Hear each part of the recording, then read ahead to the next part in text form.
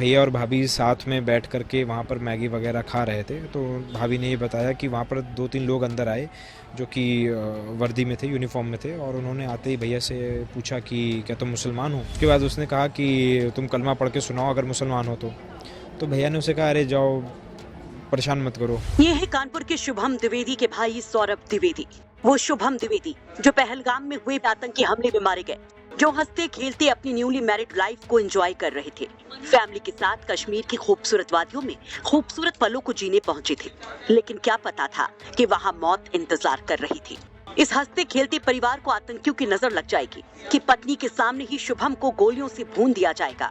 ऐसे में क्या हुआ शुभम के साथ, कैसे थे वो आखिरी के कुछ सेकंड्स जब आतंकियों से हुआ था शुभम का आमना सामना। जो कुछ हुआ शुभम के साथ, भाई सौरभ ने जो बताया वो किसी को भी हिला कर रख दे। 3 बजे के करीब हम लोगों ने ऐसे ही हालचाल लेने के लिए, क्योंकि घूमने गए हुए थे तो हालचाल लेने के पर्पज़ से उनको फ़ोन किया। तब उन्होंने बताया कि करीबन थोड़ी देर पहले ही यहाँ पर एक आतंकवादी हमला हुआ है और गोलीबारी चली है, और बहुत घबराए हुए थे सब लोग। उन्होंने बताया कि शुभम को गोली लग गई है, पर कोई कंफर्मेशन उनके पास भी नहीं थी कि क्या है स्थिति है वगैरह वगैरह।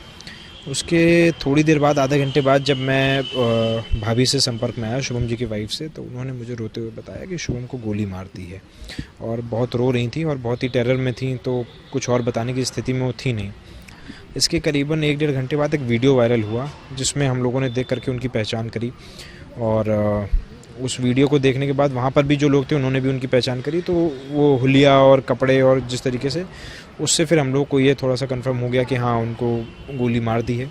जब ये घटना हुई तो जो आपके भाई थे और जो उनकी वाइफ थी वो उस वक्त पहलगाम में थी, पूरा परिवार भी साथ में था या?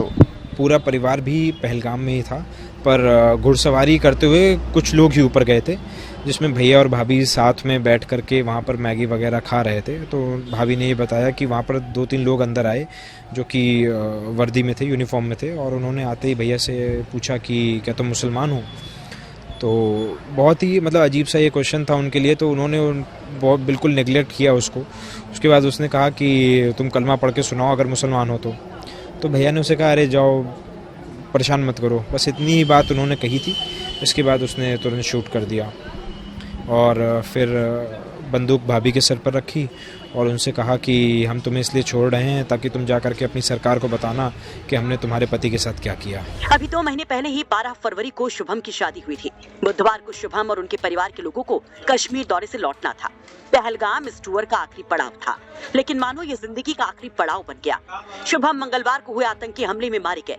आतंकवादियों ने जब शुभम को मारा तो उनकी पत्नी ने कहा कि पति के साथ मुझे भी मार दो। इस पर आतंकियों ने इनकार करते हुए कहा कि उसे नहीं मारेंगे, उसे जिंदा छोड़ रहे हैं कि जाकर वो अपनी सरकार को बताए कि आतंकवादियों ने इसके साथ क्या किया। आपको बता दें कि 2019 में पुलवामा अटैक के बाद ये सबसे बड़ा अटैक माना जा रहा है घाटी में। इस खबर को लिखते वक्त तक जो जानकारी मिल रही है उसके मुताबिक इस आतंकवादी हमले में करीब 28 लोग मारे गए हैं, जिसमें कानपुर का शुभम भी है। वहीं इस आतंकी हमले के बाद ऑपरेशन जारी है आतंकियों की धरपकड़ के लिए। एनआईए की टीम दिल्ली और जम्मू से रवाना हुई। फॉरेंसिक की टीम भी मौके पर पहुंच गई। Army, CRPF, SOG, Jammu police ने पूरे इलाके को घेर लिया। हेलीकॉप्टर और ड्रोन का इस्तेमाल किया जा रहा है आतंकियों की तलाश के लिए। वहीं पहलगाम आतंकी हमले मारे गए लोगों के शवों को पहलगाम हॉस्पिटल से श्रीनगर भेजा गया। गृह मंत्री अमित शाह भी पहुंचे वहां पर हालात का जायजा लेने के लिए, घायलों से मुलाकात के लिए। जबकि प्रधानमंत्री नरेंद्र मोदी ने अपनी सऊदी की यात्रा को रद्द कर एक हाई लेवल मीटिंग बुलाई।